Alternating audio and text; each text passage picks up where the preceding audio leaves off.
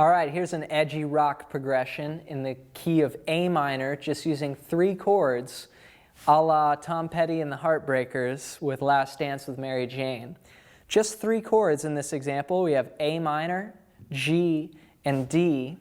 Remember, your A minor is just like your E chord, but everything's shifted 1 string higher. So I've got open string, 2nd fret, 1st fret, open. Okay? We want to try and use our thumb to come over the top and mute the low E. Okay? The next chord is G, and then followed by a measure of D. So we've got 2 beats on A minor like this. 1, 2, 3, 4, and then a whole measure of D. 2, 3, 4.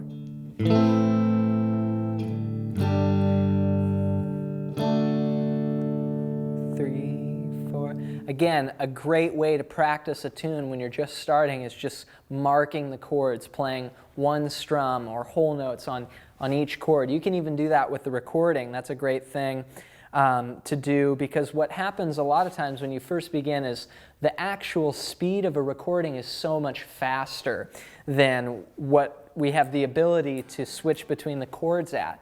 But if you eliminate the strumming pattern and you just focus on making the changes, that's a great exercise to do and instantly gives you a fun way to practice playing with a backing track or a recording.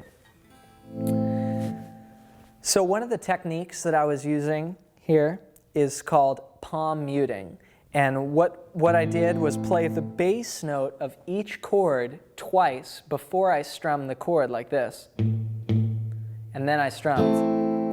So palm muting is that first note, instead of playing it open like this, I'm palm muting, and that's where I take this part of my hand and I just lay that back on, this is the bridge where the string and the bridge meet, so I get this kind of muted sound, as opposed to. Now remember, if you're too far forward, you're not going to get anything. You got to get right back up on the bridge, and you want your notes to pop out, have a real tight sound. So what I'm doing here is I'm playing twice, and then when I strum, I let up the palm mute and just let it strum normal like this. So you might want to just practice that for a little bit.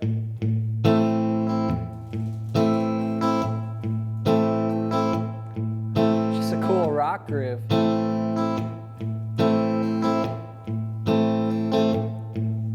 Okay, and then you're going to apply that to a G, which here's our G bass note on the 6th string.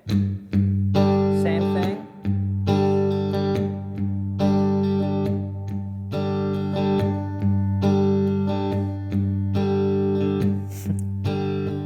And then last but not least, D. Here we're moving to the open 4th string. Okay, so let's put it all together slowly.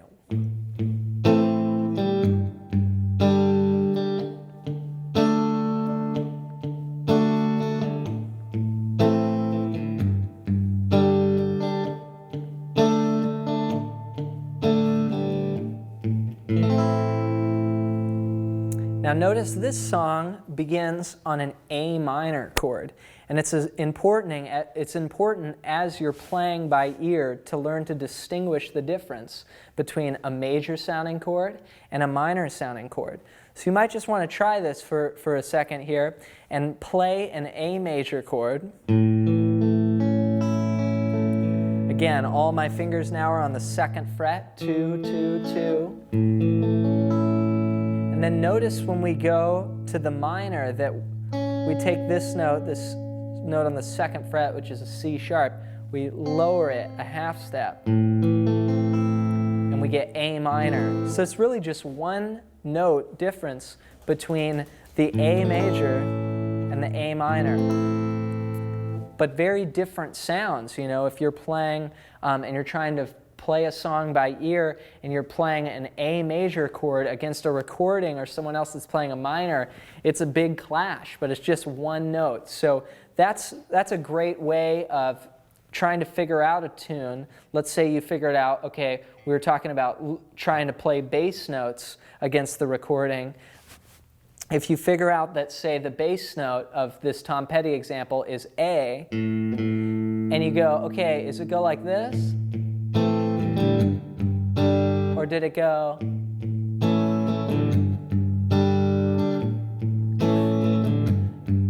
Now immediately my ear, tells me that it's a minor. So what you might want to do is, so you can get to that point, is play, against the recording, play that note, that one note that makes it major. C sharp, or is it C natural?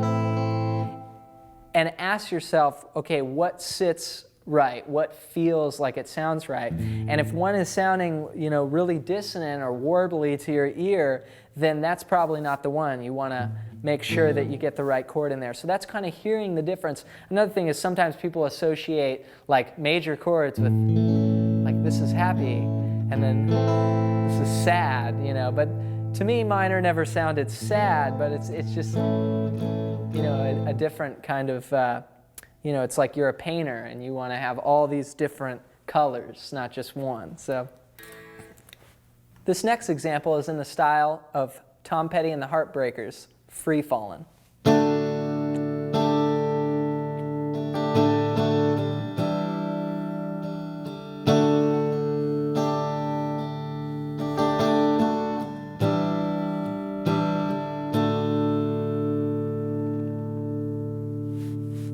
So there's some unique things about this example that are going to get us into some stuff we haven't talked about yet. Some new sounds. Again, we keep taking these basic major and minor chord shapes and we're building on it. We're saying, okay, let's add a note here. Let's take this finger off. But they're all still initially based on those cage chords, which I keep emphasizing.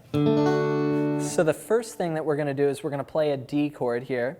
This is open, 2, 3, 2. And we're going to make it a D, what's called a suspended chord or sus chord. And how we do that is we just add our pinky on the high string, 3rd fret.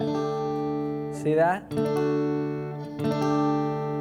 And it gives us this immediately, this sound which you want your ear to start to recognize so you can pick it up in songs is a suspended chord. And generally suspended chords resolve. So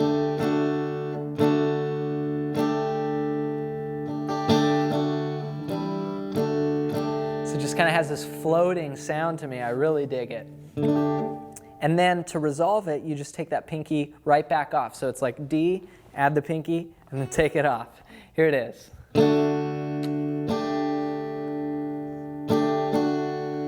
Okay, and then the last chord we're going to go to is an A7 sus, another suspended chord. Here's your A7, and then here's the sus. So it's real.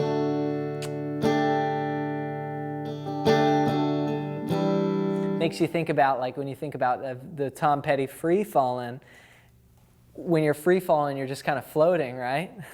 Well, this chord is just kind of floating.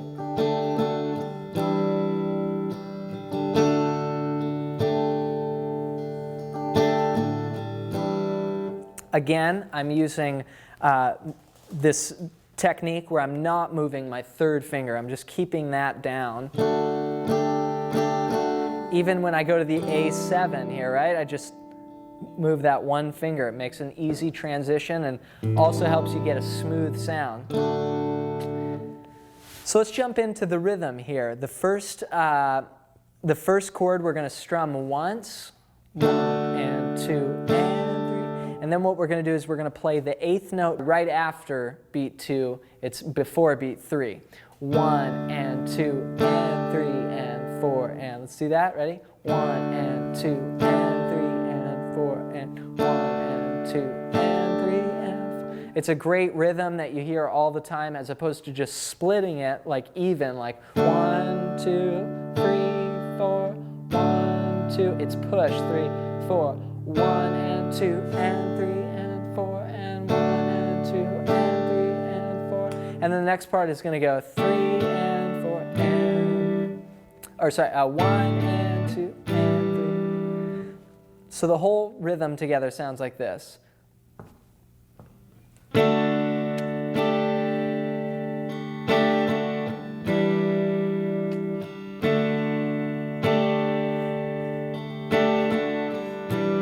Once that feels comfortable, try adding a little bit more from the right hand, like.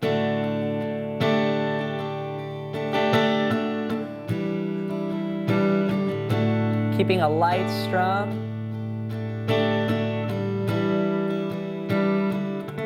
Strong over here, light over here.